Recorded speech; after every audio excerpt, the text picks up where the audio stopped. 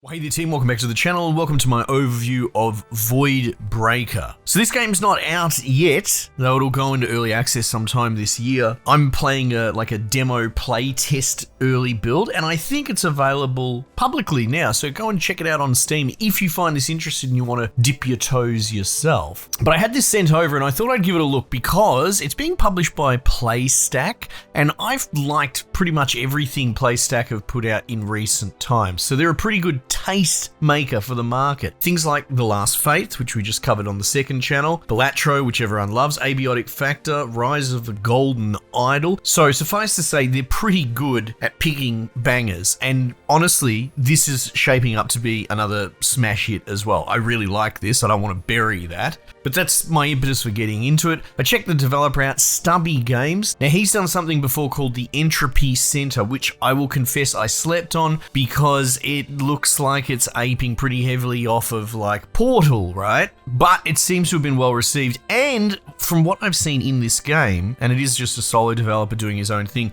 he's actually melded a crap load of different genres and homages and stuff together to make something really interesting and unique in this game. So retroactively, that makes me want to go and see what he did with his Entropy Center game through the lens that maybe it's not just a rip-off of Portal. So look, there's a little bit of backstory. So what is this? This is a first-person, fast-paced action shooter roguelike type game. However, it's drawing, as I said, inspirations from like probably about 5 different games, lots of little bits and pieces thrown in together, and I really like what's happening here. So let's rattle off a few. There is something to be said about a lot of the artistic and world design and direction that reminds me a lot of Control from Remedy. Less the real-world brutalist architecture stuff that's in that game, but more the weird dimension shifting. We can see it in this. You're sort of in this program, you're kind of trapped in an infinite loop. You can upgrade guns with bits and pieces and attachments, and during the tutorial you attach an attachment that has like some sort of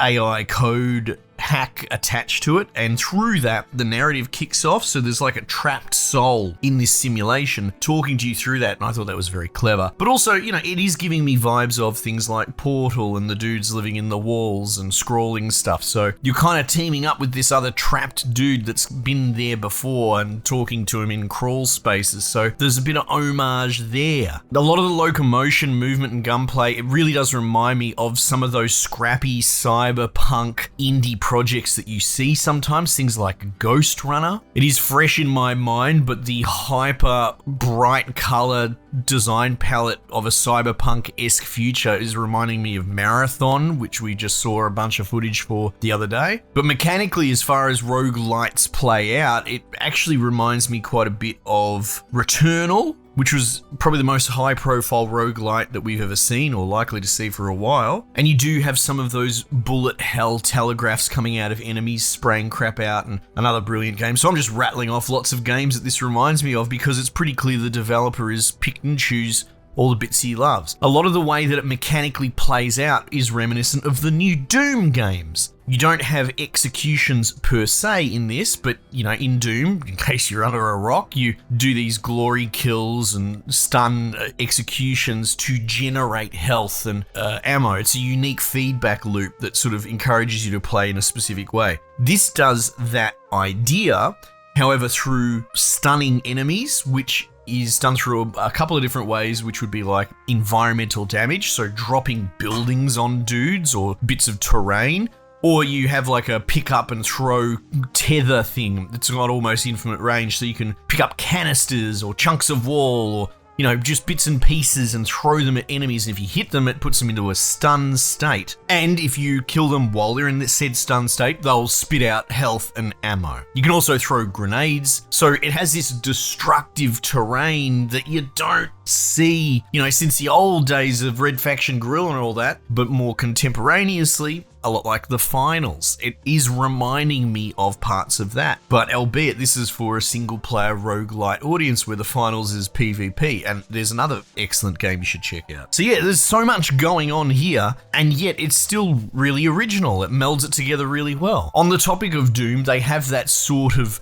driving, grungy, metal-ish soundtrack. I don't know how else to describe it, but the soundtrack, when action kicks off, really does remind me of the Doom 2016 soundtrack. So yeah, look, I've spent a little bit of time with the demo build, not too much because it is ultimately just a demo, and it's a good chance for me to figure out if I'm going to cover it when it comes out. Spoiler, I absolutely will. This is sick. And like I said, if you can get your hand on the demo yourself, you should check it out. So the way it plays out is, you know, all beautiful skinning aside, still pretty standard fare for Roguelite. You kind of rail grind platform from these little islands from one to the next. You can pull up a world map and it will give you that Slay the Spire-esque pick a path from 2 different paths, no going back, and it'll be like a little arena, kill some dudes, and then you'll get like a loot box. All of it revolves around having a gun. You start with a pistol in the demo. I've unlocked the assault rifle as well, but I think they're the only things in the demo. But they have an internal inventory of slottables, and through that you can do all sorts of stuff. Like you can give them, hollow sights. You can give them different projectile types, and one of my favorites so far is this projectile. It's kind of a droopy little short-range grenade, but if you hit it into walls and buildings, it does damage. So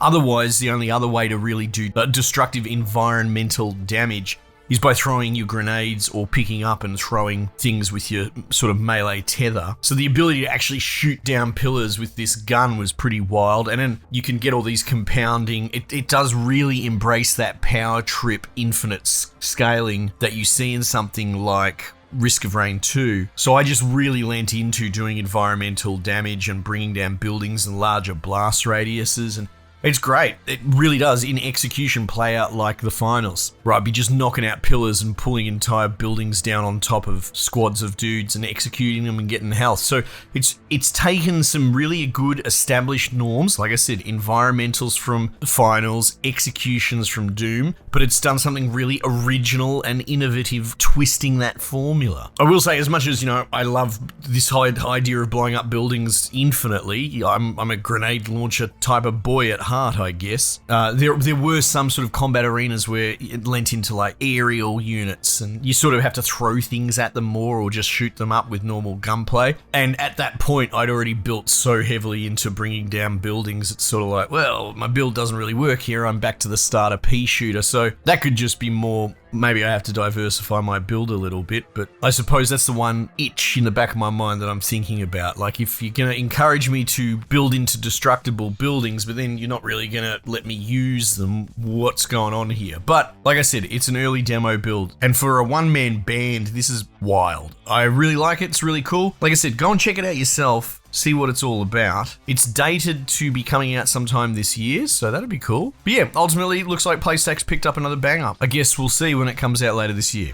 Anyway, team, much as leave it there for the time being, and I'll catch you guys on the next one.